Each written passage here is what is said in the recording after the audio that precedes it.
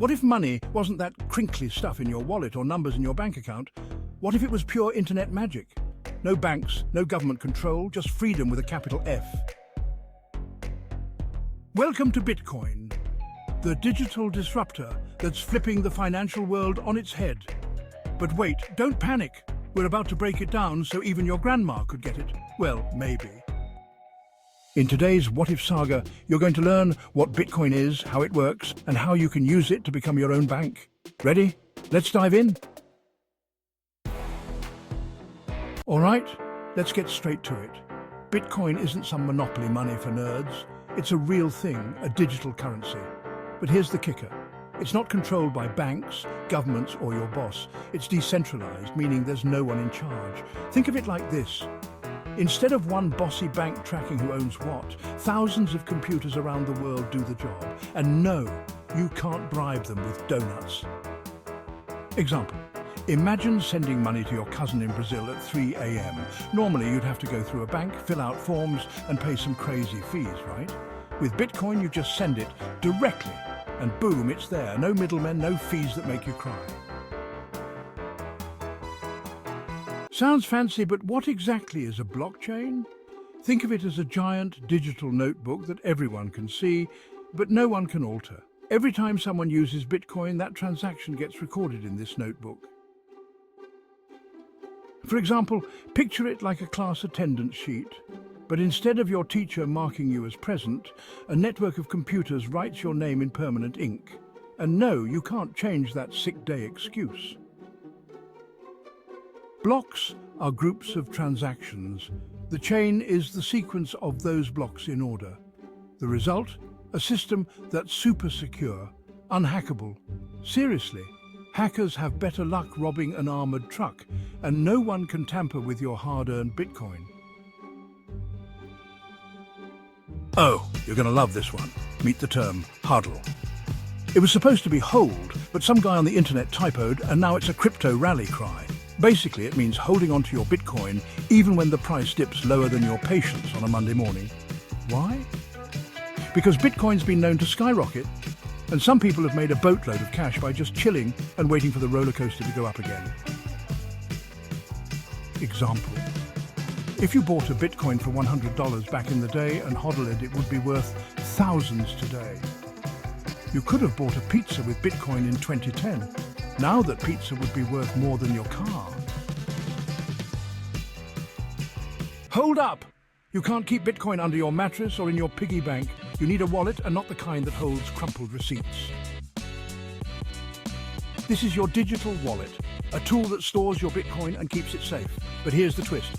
If you lose the keys to your wallet, basically a super long password, your Bitcoin is gone. Forever.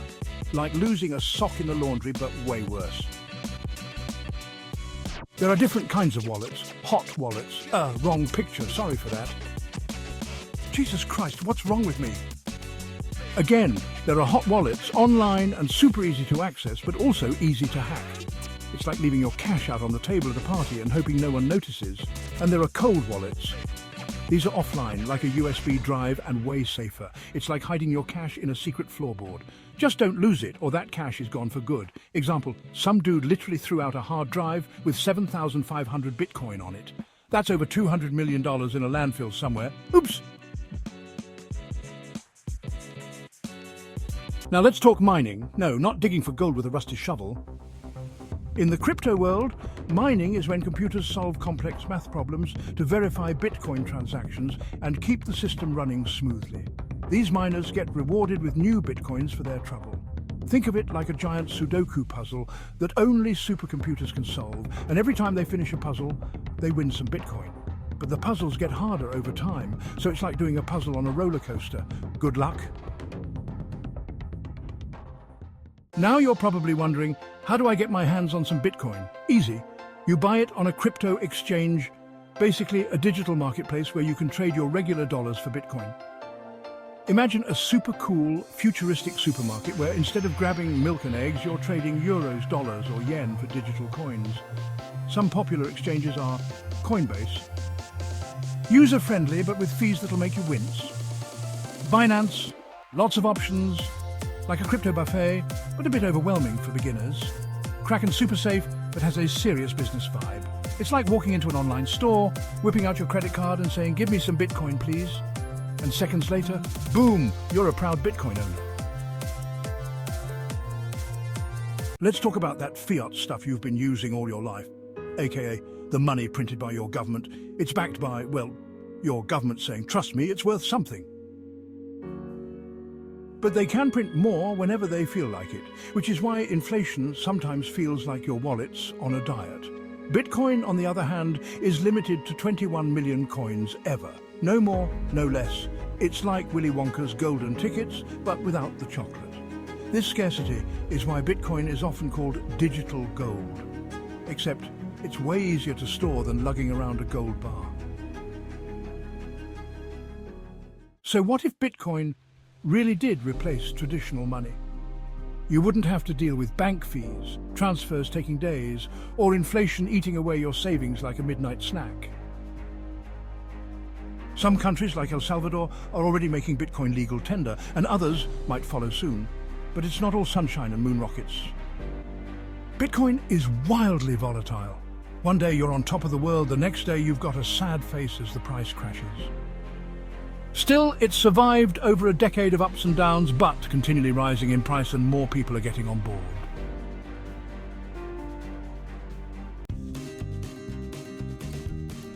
So, what if Bitcoin really is the future of money? Whether you think it's the next big thing or just a crazy experiment, there's no denying it's shaking things up. Now it's your turn. What do you think?